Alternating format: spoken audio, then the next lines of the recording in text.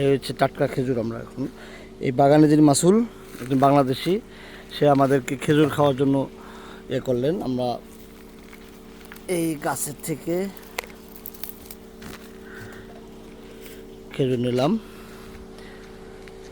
বিশাল একটা বাগান, একদম টাটকা খেজুর।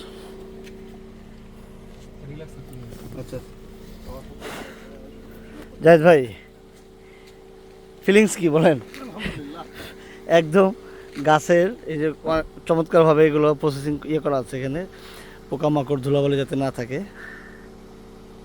এগুলো গাছ অনেক মোটা গাছটা। আমরা গাড়ি থামিয়ে দেন হচ্ছে চারপাশেই খেজুরের বাগান।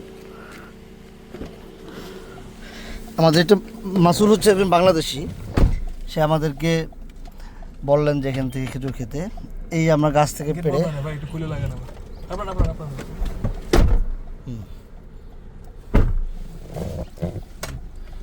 সুবহানাল্লাহ, গ্রাম থেকে আসছে তো।